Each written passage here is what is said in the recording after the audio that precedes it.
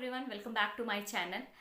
आज की जो वीडियो होने वाली है बहुत ही इन्फॉर्मेटिव वीडियो होने वाली है। इस वीडियो में हम लोग बात करने जा रहे हैं कि लड़कियों में जो फर्स्ट पीरियड्स होते हैं उसके बाद उनकी कितनी हाइट बढ़ने की पॉसिबिलिटीज़ होती है और कौन कौन से तरीके हैं जिससे उनकी हाइट बढ़ने में उनको हेल्प होगी या फिर उस एज तक पहुंचते पहुंचते उनको उन चीज़ का ध्यान रखने की ज़रूरत होती है। अगर सबसे पहले हम लोग बात करें कि अगर आपके पीरियड्स 8 साल से की उम्र से पहले आ गए हैं तो डेफिनेटली ये एक मैटर ऑफ कंसर्न है, आपको ध्यान रखने की ज़रूरत है इस एज में। और अगर आपके पीरियड्स 10 साल से ऊपर आए हैं तो डेफिनेटली आपकी जो जेनेटिकली जो हिस्ट्री रही है, मतलब पेरेंट्स कितने लंबे हैं उसके अकॉर्डिंग आप अपनी हाइट को कंप्लीट कर लेंगे। लेकिन अगर आपके पीरियड्स 8 साल से कम में आए हैं तो डेफिनेटली आपको थोड़ा सा ध्यान रखने की ज़रूरत है और ये भी समझने की ज़रूरत है कि अब आपकी हाइट बहुत ज़्यादा नहीं पड़ सकती, क्योंकि इतनी कम उम्र में पीरियड्स आने का मतलब ये है कि डेफिनेटली कुछ ना कुछ प्रॉब्लम है। अब अगर हम लोग बात करें कि ऐसी कौन कौन सी प्रॉब्लम्स होती हैं जिनकी वजह से जल्दी पीरियड्स आ जाते हैं, तो सबसे पहला तो जो हमारा फूड हैबिट्स होता है, अगर बहुत ज़्यादा जंक फूड है हमारी डाइट में या फिर हमारा जो वेट है वो बहुत ज़्यादा है, हम या फिर समटाइम्स बहुत कम एज से ही पेरेंट्स अपने बच्चों को सप्लीमेंट्स, जो न्यूट्रिशनल सप्लीमेंट्स होते हैं वो देना शुरू कर देते हैं। तो इन सब से क्या होता है, हार्मोनल चेंजेस बहुत ज़्यादा हो जाते हैं, हम उनको इनिशिएट करा देते हैं, इन्फ्लुएंस कर देते हैं हम, जिसकी वजह से अगर कोई एक हार्मोन का सिक्रीशन बढ़ रहा है तो डेफिनेटली वो सारे इंटर रिलेटेड ही होते हैं। तो चांसेस बढ़ जाते हैं कि कहीं ना कहीं बच्चे की पीरियड्स जल्दी आ जाएंगे, जो उसकी एक सर्टेन एज है उससे पहले आने के चांसेस होते हैं। अब हम लोग बात करते हैं कि आपको किन किन चीज़ों का ध्यान रखना चाहिए कि आपकी जो प्यूबर्टी है, जो पीरियड्स है वो जल्दी नहीं आए। सबसे पहले तो आपको रेगुलरली थायराइड, एक सर्टेन एज के बाद आपको थायराइड का बहुत ज़्यादा ध्यान रखना चाहिए। ये एक बहुत मेजर रीज़न होता है जिसकी वजह से हार्मोनल डिसबैलेंस हो जाता है बॉडी में।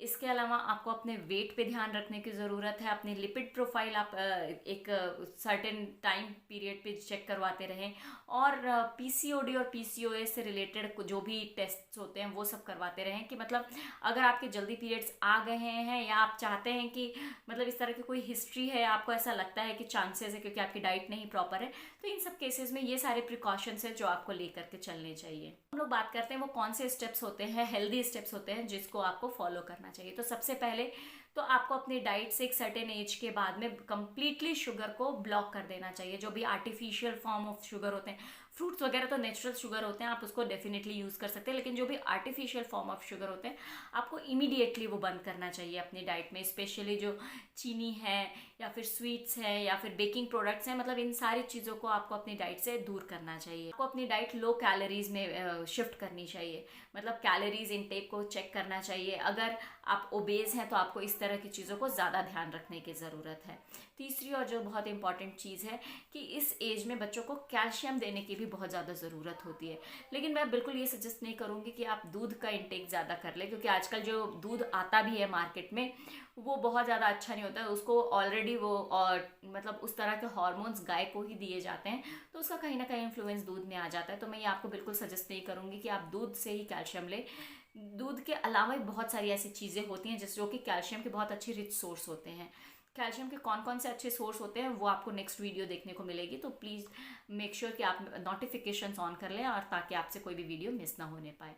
तो जो भी अदर सप्लीमेंट्स होते हैं, अदर सोर्सेज होते हैं, नेचुरल सोर्सेज होते हैं कैल्शियम के, आप उसके ऊपर ज़्यादा डिपेंडेंट हो जाइए। आप दही ले सकते हैं, पनीर ले सकते हैं, ये सभी कैल्शियम के बहुत अच्छे रिच सोर्स होते हैं।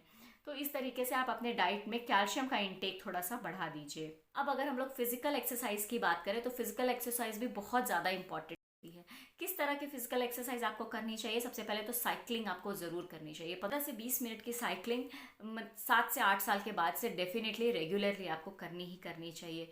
इसके अलावा में अगर आप स्किपिंग करते हैं, रस्सी कूदना, ये भी एक वन ऑफ द बहुत अच्छी एक्सरसाइज है आपकी हेल्थ को मेंटेन रखने के लिए। और नेक्स्ट है सूर्य नमस्कार। सूर्य नमस्कार तो मतलब इस तरह का आसन है कि आपको कई तरह के हेल्थ इश्यूज से दूर रखेगा। तो अगर आप 15 मिनट भी सूर्य नमस्कार कर पाते हैं तो ये भी आपके एक हेल्थ के लिए बहुत इंपॉर्टेंट चीज़ है।